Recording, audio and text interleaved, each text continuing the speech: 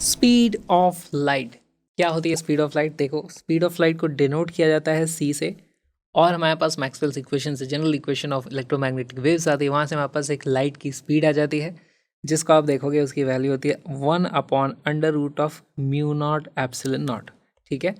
ये हो जाएगा हमारे पास वैक्यूम में, और वैक्यूम में ही स्पीड ऑफ लाइट को सी लिखा जाता है। अगर लाइट मूव कर रही है मान लो हमारे वाटर में, तो उसकी स्पीड को फिर हम सी नहीं लिखते, उसको फिर वेलोसिटी बोल देंगे, वी बोल देंगे, कुछ भी बोल देंगे। तो ये एक यूनिवर्सल कांस्टेंट होता है इन वैक्यूम।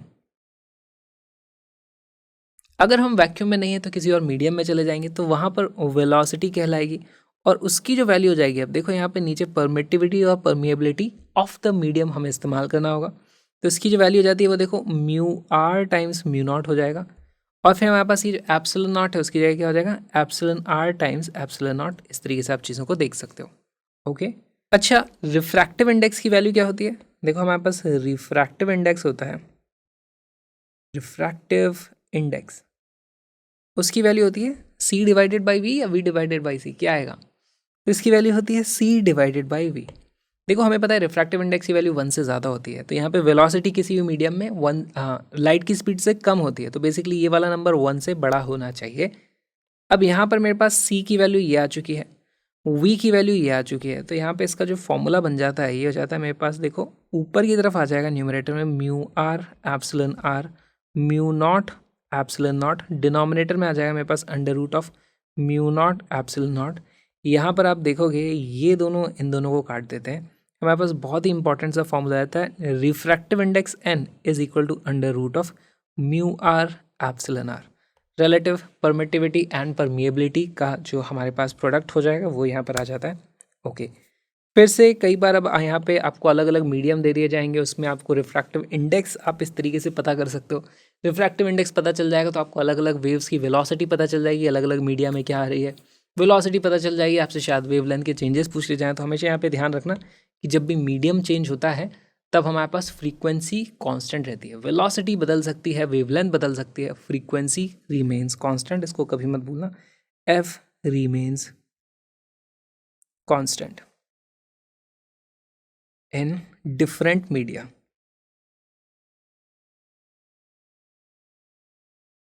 बहुत ही सिंपल सी ये चीज़ है, इस पे बेस्ड बहुत क्वेश्चंस पूछे जाते हैं, कुछ देख रहे हो, मतलब इतना इजी है ये।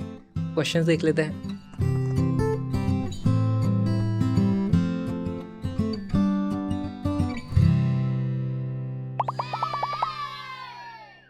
If epsilon naught and mu naught are the electric permittivity and magnetic permeability in vacuum, epsilon and mu are corresponding quantities in a medium, then the refractive index of the medium is। बहुत ही simple सा सवाल है, video को pause करो, question को solve करो।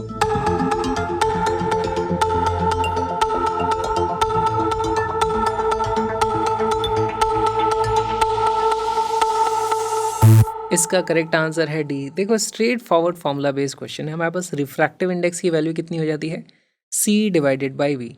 Velocity of light in vacuum, उसकी value होती है 1 divided by √epsilon naught mu naught. और अगर मीडियम में बात करेंगे तो यहीं पे वैल्यू हो जाती है हमारे पास 1/एप्सिलॉन of medium into mu of medium के बराबर।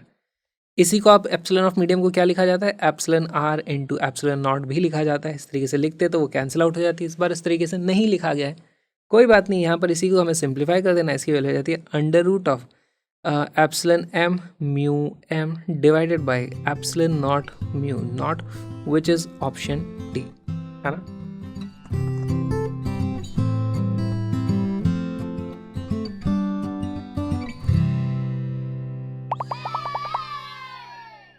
An electromagnetic wave of frequency nu equal to 3 megahertz passes from vacuum into a dielectric medium with relative permittivity epsilon. अब ये देखो relative permittivity दी हुई है, यानी कि यहाँ पर हमारे पास एप्सिलन r की वैल्यू दी हुई है 4, ठीक है।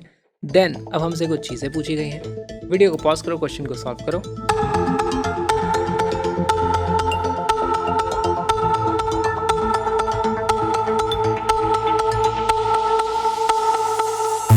इसका करेक्ट आंसर है सी। सॉल्व करते हैं कैसे आया।